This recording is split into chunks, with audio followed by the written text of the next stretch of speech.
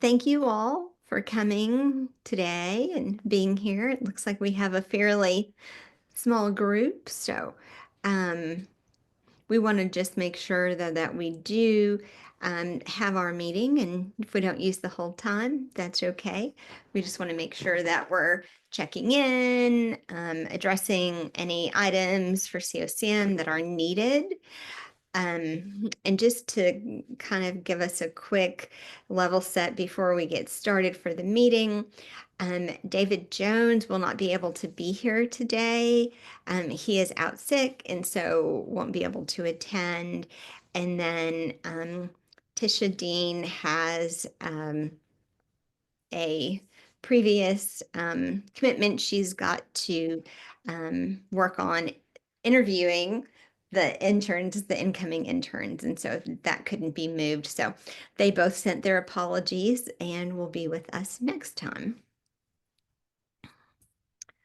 Okay, with that, we have got our agenda, and then I think we can just open the floor and see if there's anything we want to talk about, CoCM related or otherwise. And but wanted to just give a quick update. So the project is rolling along. I can't believe we're already in year two. Um, and just the beginning of year two, but it is a new year. And so have to say our partners are really enthusiastic, I think is a good word to use. The ABIN team went to East Arkansas and West Memphis in December, and we did a 2-day training with them, and that was really well received. They had primary care provider presence as well as their behavioral health care managers. And so we were able to um, spend some time getting them trained up so they'll be ready to go. The two different psychiatrists that will be working with them should be starting um, hopefully next week, working on a small contract addendum, and then we'll be up and running. So that's exciting. And then oh, one of the things we've been looking at and talking to new clinics for this project. Boston Mountain is not participating, but we needed to find a new clinic. And so we met with McGee Family Clinic this morning, and they are on board, excited, and ready to go. So that's wonderful. Eastern Arkansas is fully staffed and ready. McGee is signed on, committed, and will be joining us this year. Just making sure McGee Family Clinic, that is down in the southeast part of the state, McGee, down in the city of McGee. Yes, Okay. in Good. McGee, Arkansas. Okay. Yeah, about, I don't know, 2.5 hours south of Little Rock. Yep. I just know I drive through there on my way to the beach. So I just wanted to make sure Yes. that there's not another, it's not a person named McGee or McGee spelled a different way. So No, it is that clinic, and they're really excited. And then one thing that I want to mention, and we'll probably mention it every time. I know, Misty, it's on your agenda, but I just think it's important for us to let everyone know. We are having the ABIN third annual Behavioral Health Integration Conference, and we will have an emphasis on CoCM. This conference will be on April 8th at the St. Vincent Center for Health Education. And we're excited. I think it's going to be an opportunity to really bring in some national experts on CoCM, and we'll be able to have a reach across Arkansas. So anybody who's interested in CoCM, this will be an opportunity for them to attend a conference, get that information, um, visit with experts, and ask any questions that they might have. Registration's not open yet. It will be soon, but I will send out the save the date so everybody can get the information and make sure to put it on your calendar. Yes. And Dr. Gibson, do you want to talk about the REACH funding? Yeah, I was just trying to get together to be able to find a handout, but the Reach Institute that does training for primary care clinicians, either PCPs, OBGYN, pediatricians, they did receive a grant from the Blue and You Foundation. And so they will be giving scholarship training. This is for adult whether they're family practice, internal medicine. So it's May 2nd through the 4th. And I'll get a handout and all that we can end up sharing. But so it'll be free training. Well, it's already sponsored by Arkansas Blue Cross Blue Shield, May 2nd through 4th. And so the thing about that training is that when the primary care clinicians have training like this to feel more comfortable in doing screening and assessments, then they feel more comfortable working with integrated behavioral health, and it makes them better at CoCM and collaborative care management. So I think any of the clinics that have someone who is doing CoCM or who wants to do um, can do this training. So Anna, yeah, this particular one is for adults, so certainly med peds could.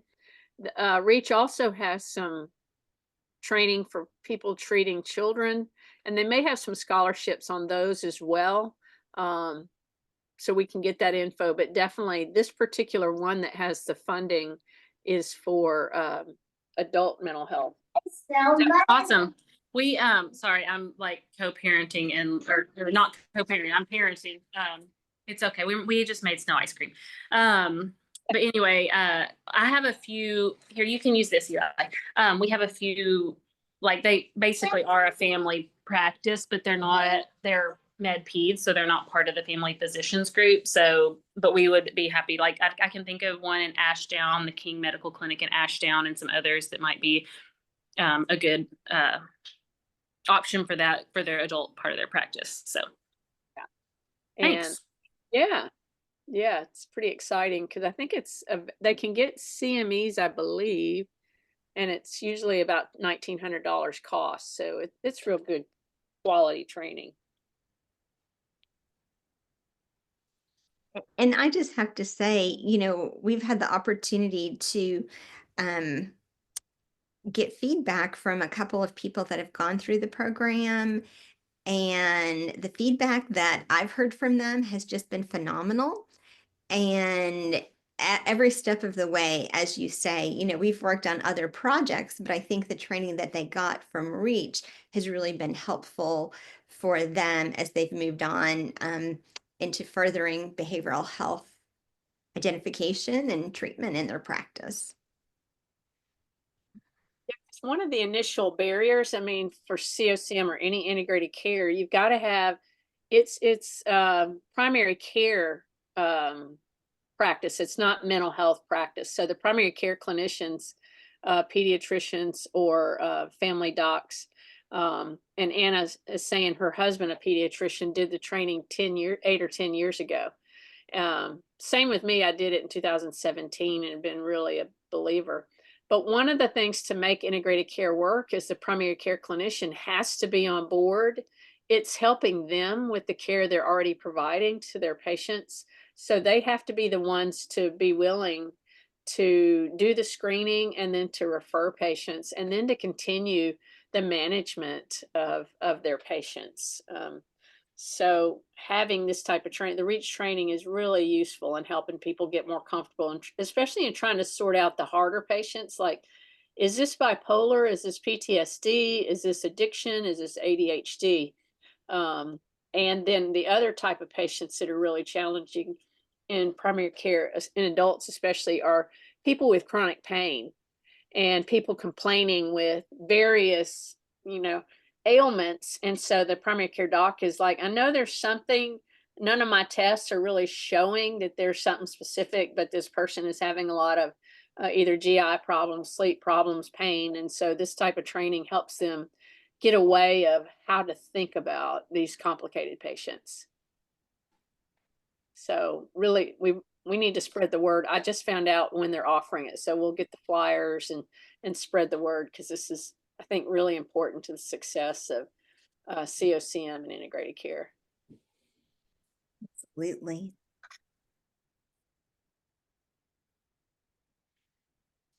Okay.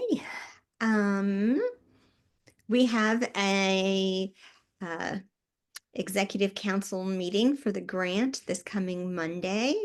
So we'll be able to report back if anything comes from that. I think the main piece is that we found two clinics that are really interested in participating in this grant. One we met with this morning, McGee. The other is River Valley Medical Wellness, and they're located in Russellville. Both of these are located in rural areas that are health shortage areas. And so we're hoping to be able to spread CoCM into different parts of Arkansas. So I'll pause there. I think that's our only update. Absolutely, and Dr. Gibson put in such a great point. The Arkansas legislature is in session, and we need to give them some feedback that Medicaid needs to start paying for the codes. I know David is not on here, but he said that they have gone to the promulgation phase. Has anyone else heard anything more about that? I have not. One of the things that's gotten more clear to me as this grant project is moving forward, and as we've been trying to implement, because like this group has actually been meeting, what, 2 years? And even like the Mercy Hospital system that has been using the Concert vendor and has been implementing CoCM in all of their clinics, maybe 1,200 PCPs. It is really a barrier to get started for clinics if all of their payers don't pay for these codes, because there's a lot of startup work and training and changing of workflows. And so I think it's really critical that our Arkansas Medicaid really does need to get these turned on. There's not, you know, the grant itself, and I don't know this is a fact at all, but I'd kind of heard that someone said, well, the Medicaid thinks the grant is paying for CoCM, but it's only paying for the specific clinics, East Arkansas and UAMS and the clinics that are in the grant. It's not paying across the board. And so we need them to go ahead and get these. Until these codes are turned on, clinics are going to really struggle to be able to begin implementing CoCM. So that's been shown in other states and is happening here, that we're having limited uptake. And even the Mercy system is saying that they have extra funding that is paying for Medicaid patients, or they're treating them for free. So I know the promulgation process can go on, but this is something that needs to be expedited. So if anybody has any ideas of how or if there's anything we need to do on that, let us know. Have y'all heard anything? This is Anna. Have y'all heard anything? I had heard Representative Vaught might be doing something around like a continuum on behavioral health. Is that still, y'all know if that's still happening? I have no idea. I don't know. I've not heard that. I don't know either. And I know we're having kind of, I know this is a different thing than this group because talking about CoCM, but on Healthy Steps. Sorry, Patty, I'm going to talk to Dr. Gibson. I'm going to say this, but we're having the opposite problem, that Medicaid's covering it, but our private payers aren't, for Healthy Steps. And we're having one clinic that's already trying to step back from it because they can't cover the costs of their Healthy Step specialist. So we're kind of having, and there's another one that just had to let their very, very qualified person go to hire somebody much less qualified because they couldn't afford them after the grant ended either. And so it's because of like only Medicaid covering it at a not quite the level that we had hoped they would. So anyway, we're having those same troubles on that side with integrated behavioral health for prevention with all these steps. So And I think that's such a great point that you're bringing up, because if reimbursement isn't sufficient to keep someone employed and keep the program going, then the program won't continue. And so we're not just hearing, we're hearing that from states all across the country, that if, the reimbursement rates aren't high enough, that don't worry, we've all been there, Anna.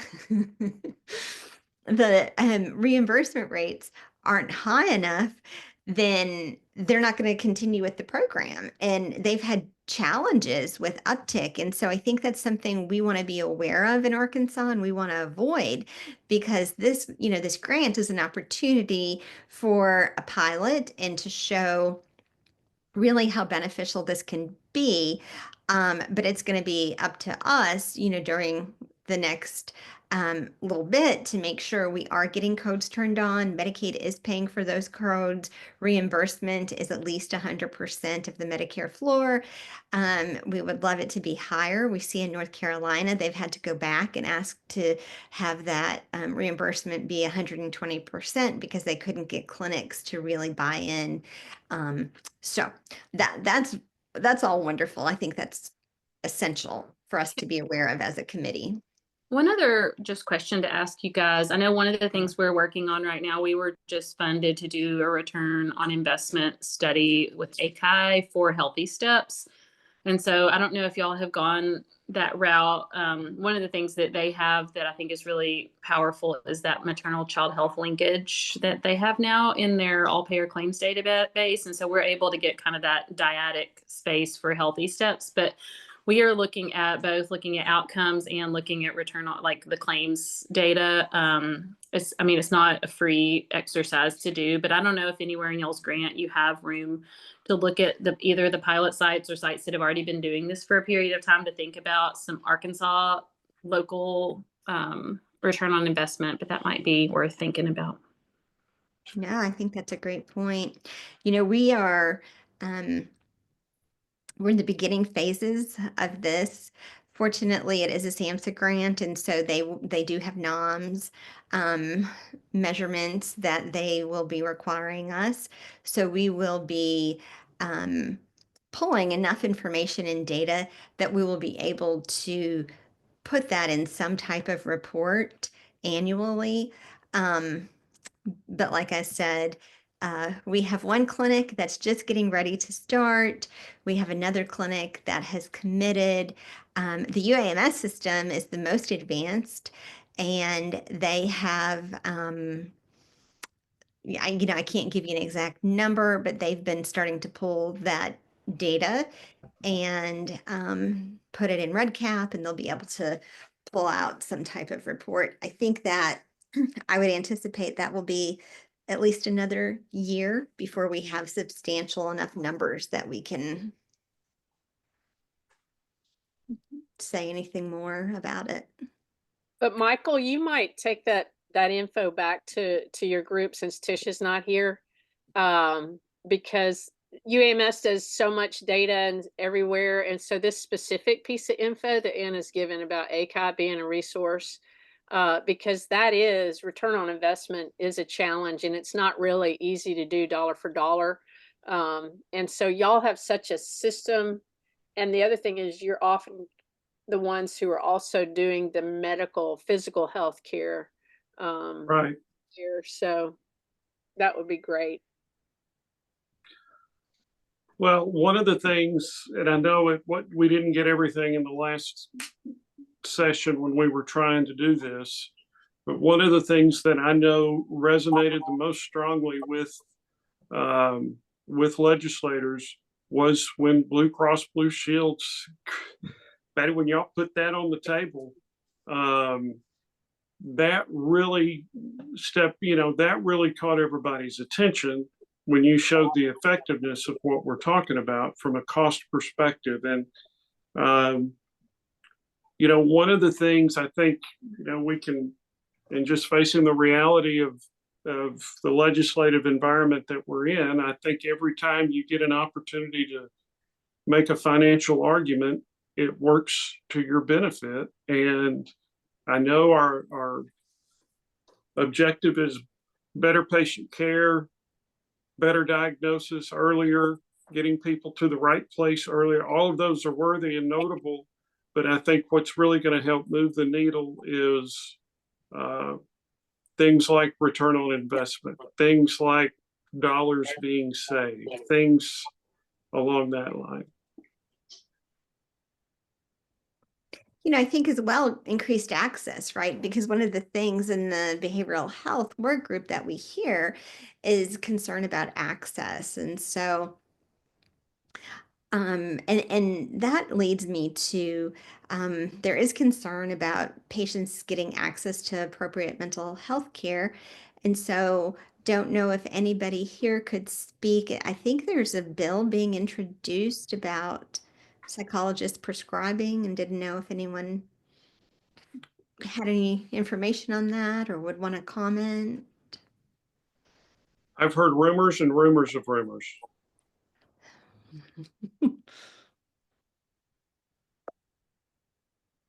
No one else.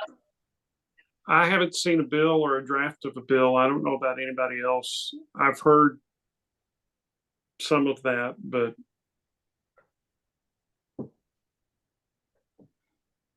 In some of my meetings with Arkansas Psychiatric Society, it has been brought up that there is, what do you call it? ISP, like it's intermittent study proposal. yeah, right, an interim study proposal. That Representative Gramlich has done an ISP for psychologists to prescribe medication, and Representative Lee Johnson has done another ISP as a compromise bill for psychologists to prescribe if they have a psychiatrist collaborating. I do know that the stance for Arkansas Psychiatric Society and for the American Psychiatric Society is that psychologists are fantastic specialized therapists and doing testing, but they aren't medical doctors, and they haven't been to medical school. And so the psychiatrists are opposed to any level of prescribing by psychologists. They want to work together in the clinic, but there's not enough psychologists who are not already working in clinics in the state.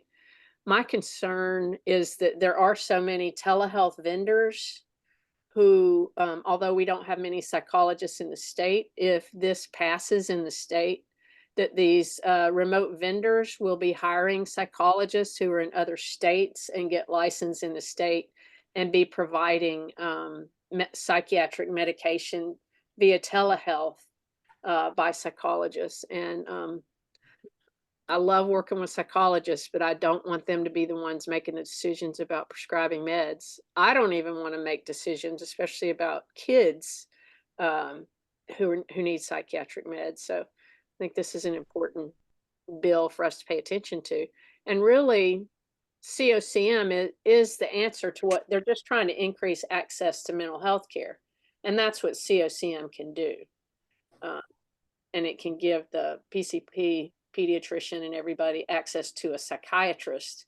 And then in addition to the psychiatrist, it's the tracking and the monitoring with the behavioral health case manager, which is probably of more value to make sure the patient gets engaged in their treatment, gets their meds filled, or gets into therapy, because many people don't need meds.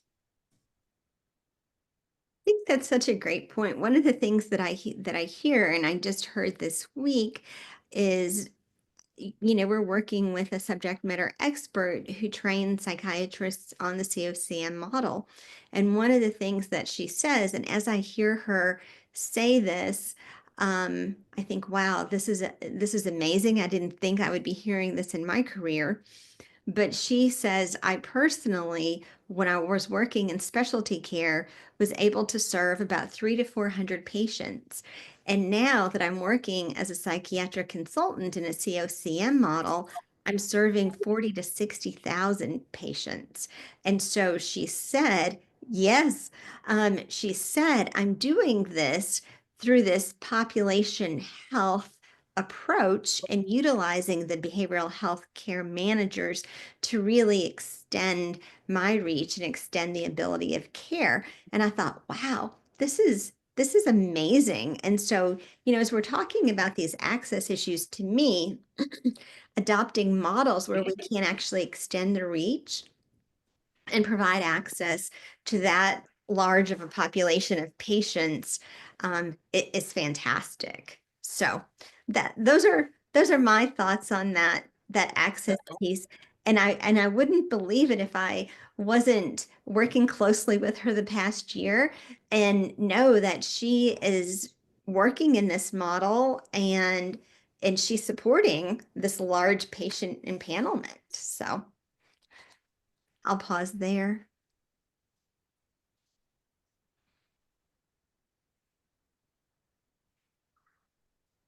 I think Dr. Gibson hit on something, and that is the fact that people are I give them credit for at least looking for new and different ways to try and improve access to care.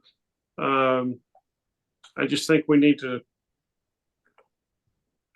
guide that to a certain degree. And I say that not having seen, I haven't seen a bill, I haven't seen the interim study, I haven't seen anything. So Yeah.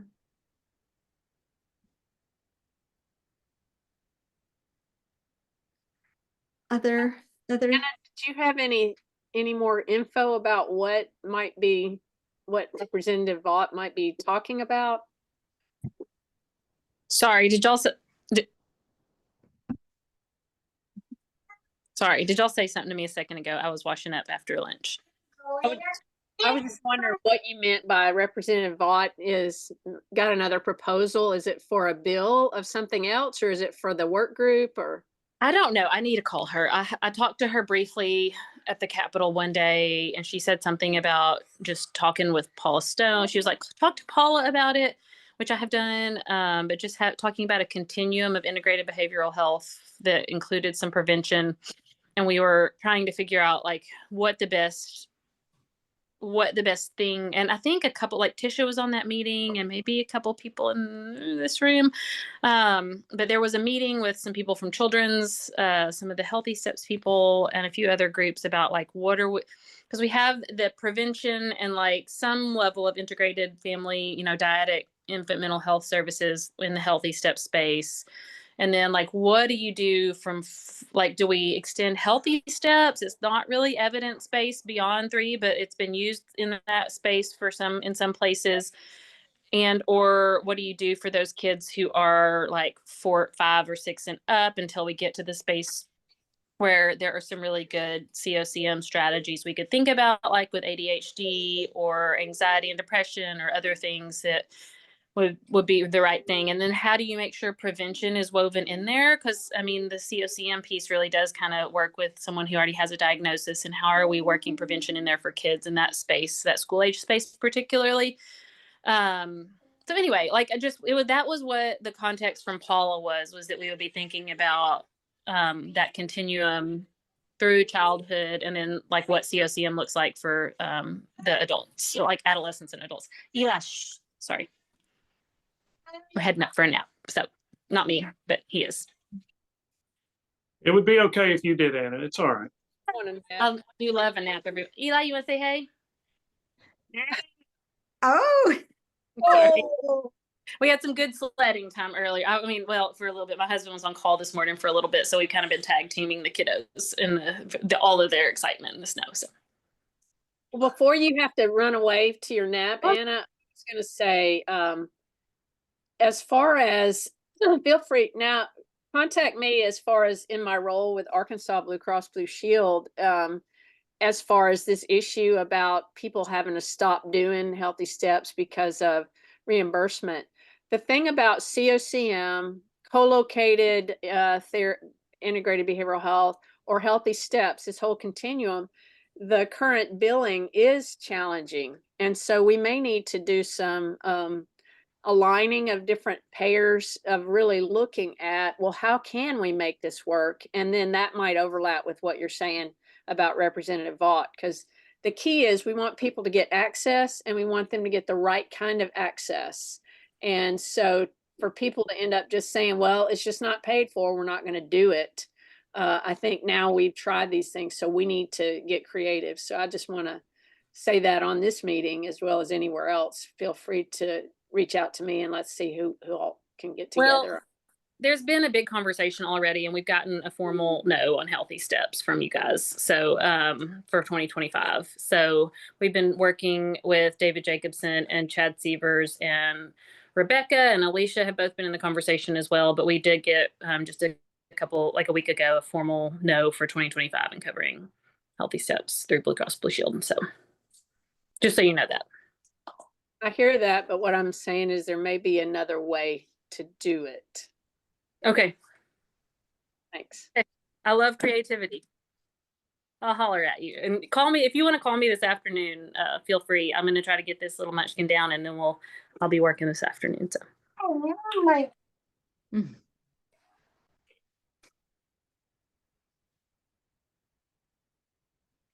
All the fun things happening when we work at home, right? That's great. You know, with the Keck kids, when they were stuck at home like this, it affected their ACT scores later, but Benadryl was a wonderful help. So just thought I'd mention that. You know, I will say, like, these days at home do sometimes take, because I had a 3-year-old when COVID hit, and he was home for 8 months. And then anyway, it definitely throws me back into the, like, how do I figure out how to get 8 hours in a day when we're doing, please go to sleep. So anyway, all right. I'm going to be here still, but I'm going to be on mute and reading a book. So I'm here though. No worries. Okay, so it sounds like one of the things that we need to be aware of is as the legislative session begins, and Michael, I love the description you used. We're coming up with creative ideas to look at solving access issues. I think it's really important we're keeping CoCM at the forefront, and not only turning on codes, but being really mindful of what the reimbursement is for the codes. So I think that those are two really critical pieces, as well as knowing there is an access issue, and CoCM could really help with access issues, especially for mild to moderate populations. And so that's what I'm taking away from this conversation and from today. And any other thoughts or comments about anything happening in the CoCM world, or in Arkansas, or in your organization about CoCM?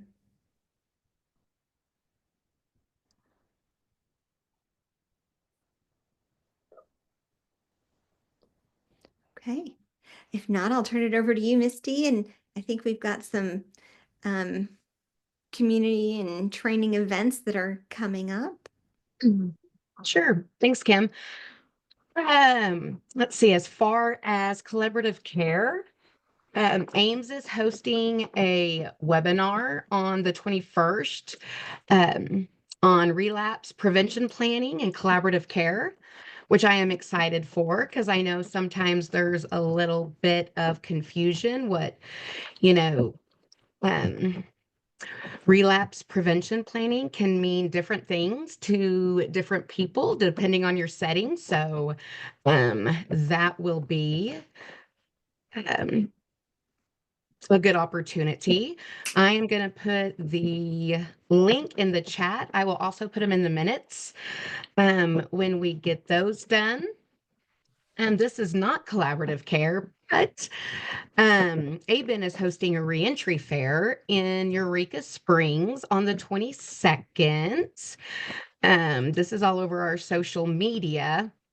We hosted one of these, what was it, back in the summer in Boone County. And it was really successful. So I'm excited that we're going to be able to do another one or the county where our headquarters is located. And then, of course, on the 30th, the Northwest Arkansas Schizophrenia Conference. The first one was so successful that they're going to do another one in Northwest Arkansas. I know the first one went quick. And this one's coming up on the 30th. I don't know if it's sold out, Michael, or if you know anything about that, but if you're wanting to go, I would assume that you would probably want to register sooner rather than later. I would strongly encourage people to register sooner rather than later, because we are knocking on the door of capacity. So I believe it. And I wasn't able to go to the Little Rock one, but I know several of our team members did and raved for days when they came back. So it's definitely worth your time. And again, this is integration, but Northwest Arkansas again is hosting on February 20th and 21st a 2-day PCBH conference. It's serving diverse populations with primary care behavioral health considerations from the front line.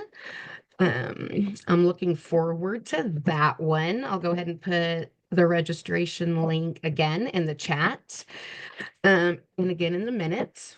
And then lastly, just another shout out to our 3rd annual BHI conference coming up on April 8th. I will send out the save the date. Registration should be opening very soon. We're just kind of finalizing some last minute details. We're going to have an epic lineup. So these tickets also go fast. So make sure you keep an eye on your email and social media for when registration opens.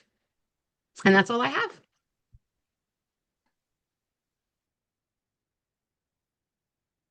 Thank you, Misty. Lots going on with this spring. All right. Anybody have any last minute thoughts or comments? One Give other, can I everybody make, the after. Go ahead. I was just going to say, I wanted to make sure everybody can be on the lookout on April 10th. We're going to be hosting another event. This one will be at the Ron Robinson Theater in downtown Little Rock.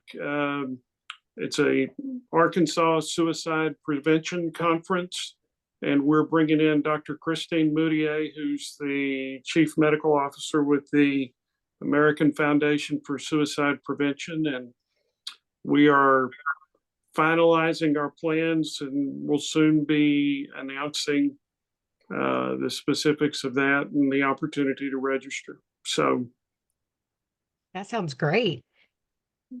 Oh, absolutely. Fantastic. Looks like we'll just have to stay the week in Little Rock, Kim. Yeah. She actually spoke at one of our ABIN webinars and was absolutely phenomenal. it is April 10th. Yep. Wonderful. Okay. Well, we'll give you about 10 minutes back in your afternoon, just enough time to go out and throw a few snowballs before the next meeting. Thank y'all so much. Appreciate you guys. Have a great afternoon. Bye-bye.